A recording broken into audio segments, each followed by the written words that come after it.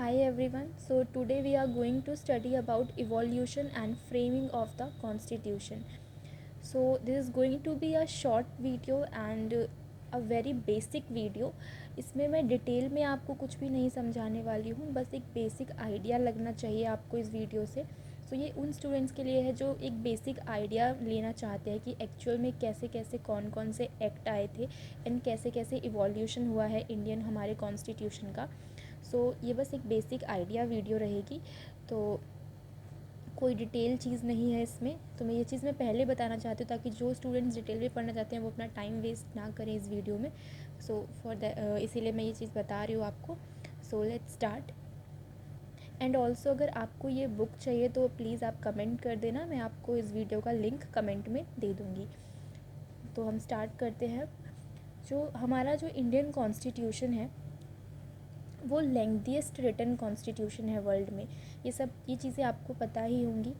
जो हमारा डेवलपमेंट हुआ है कॉन्स्टिट्यूशन का वो कहाँ से हुआ है? ब्रिटिश रूल से हमारा जो कॉन्स्टिट्यूशन का डेवलपमेंट है वो स्टार्ट हुआ था. ठीक है. और ब्रिटिश रूल से ही हमारा ये कॉन्स्टिट्यूशन का जो आइडिया है वो वहीं से आया था. ठीक है. ईस्ट इंडिया कंपनी एक ट्रेडिंग बॉडी थी. उसे दीवानी राइट्स मिले बंगाल, बिहार और उड़ीसा के 1765 में after the battle of Buxar. Battle of Buxar अगर हम बात करें, बैटल ऑफ बक्सर कब हुआ था? इट इज़ वॉज इन 22 अक्टूबर 1764. ये 22 अक्टूबर 1764 में हुआ था. ठीक है. ओके.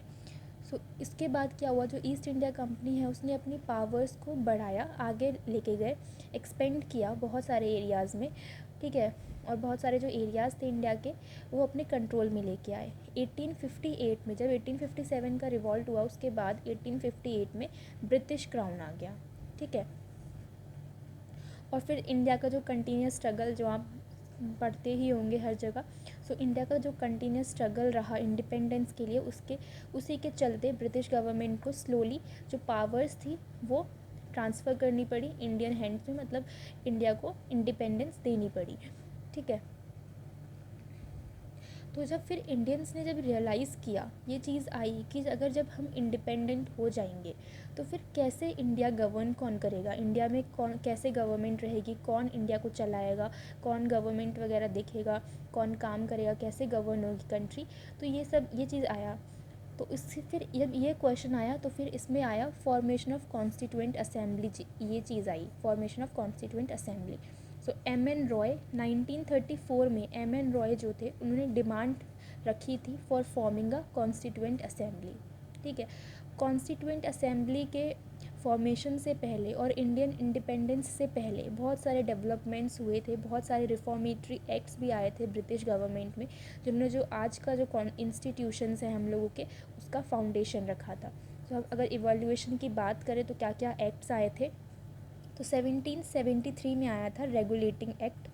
1784 में आया था पिट्स इंडिया एक्ट.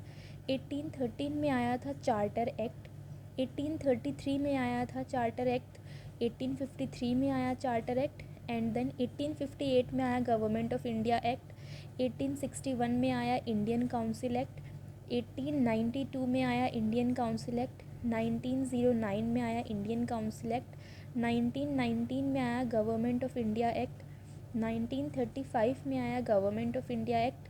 1947 में फाइनली आया Indian independence act. Okay. Regulating act ये फर्स्ट एक्ट था जो ब्रिटिश गवर्नमेंट लेके आई थी. इसमें क्या था? ये पहला एक्ट जो ब्रिटिश गवर्नमेंट लेके आई थी ताकि मतलब जो ईस्ट इंडिया कंपनी के जो अफेयर्स थे जो उनको कंट्रोल कर सके और रेगुलेट कर सके. इंडिया में जो ईस्ट इंडिया कंपनी जो काम वगैरह कर रही थी उनको कंट्रोल करने के लिए और रेगुलेट करने के लिए ये एक्ट आया. उसके बाद इस एक्ट में ये चीज़ क्लियर कर दी गई थी कि जो ब्रिटिश पार्लियामेंट है उसके पास ये राइट है कि वो कोई भी लॉ बना सकता है इंडियन टेरिटरीज़ के एडमिनिस्ट्रेशन के लिए under control of east India company. इसने क्या किया? इस एक्ट के अंदर ये भी चीज़ हुई कि जो गवर्नर ऑफ बंगाल थे उसे गवर्नर जनरल ऑफ बंगाल बना दिया गया. एक एग्जीक्यूटिव काउंसिल बनाई गई जो गवर्नर जनरल को असिस्टेंस प्रोवाइड करेगी. और कितने लोगों की एग्जीक्यूटिव काउंसिल बनाई गई थी? 4 मेंबर्स की. ठीक है. उसके बाद है Lord Warren Hasting became first governor general. Lord Warren Hasting पहला गवर्नर जनरल बना। The act also laid the provisions for the establishment of Supreme Court at Calcutta. So इस एक्ट के अंदर ही प्रोविजंस आए थे सुप्रीम कोर्ट बनने के लिए कलकत्ता में, जहाँ पे चीफ जस्टिस, एक चीफ जस्टिस और 3 अलग जजेस रहेंगे। तो इस्टेब्लिश कब हुई थी सुप्रीम कोर्ट कलकत्ता में? कब इस्टेब्लिश हुई? 1774 में। Sir Elijah Impey was appointed as chief justice of this court. So sir Elijah Impey जो थे उन्हें अपॉइंट किया गया chief justice of this court. This act initiated administrative centralisation in India. जो गवर्नर जनरल ऑफ बंगाल थे उन्हें superior बना दिया गया to the governors of Madras and Bombay which were independent of each other earlier. So court of directors थे, उन्हें revenue पे, military और सिविल अफेयर्स पे रिपोर्ट देनी होती थी कंपनी को। उसके बाद आया पिट्स इंडिया एक्ट जो 1784 में आया था। पिट्स इंडिया एक्ट 1784 में आया था और ये किस लिए आया था? जो रेगुलेटिंग एक्ट जो आया था हम लोगों का 1773 में, जो रेगुलेटिंग एक्ट आया था उसके कुछ डिफेक्ट्स जो रह गए थे, जो चीज़ें कमियां रह गई थी, उनको रेक्टिफाई करने के लिए ये एक्ट आया था 1784 में, पिट्स इंडिया एक्ट। ठीक है, तो इसने क्या किया, जो कमर्शियल फंक्शंस थे कंपनी के, ईस्ट इंडिया कंपनी के, उनको अलग किया पॉलिटिकल फंक्शंस से। कोर्ट ऑफ डायरेक्टर्स जो थे उन्हें कमर्शियल फंक्शंस अलॉट किए गए and board of control consisting of 6 members were appointed for handling political affairs. ठीक है, तो जो कोर्ट ऑफ डायरेक्टर्स थे उन्हें कमर्शियल फंक्शंस अलॉट किए गए। बोर्ड ऑफ कंट्रोल जो था जिसमें 6 मेंबर्स थे उनको पॉलिटिकल अफेयर्स दिए गए। ठीक है, सो यही जो board of control and court of directors थे ये पॉलिटिकल और कमर्शियल फंक्शंस को देखते थे। ठीक है,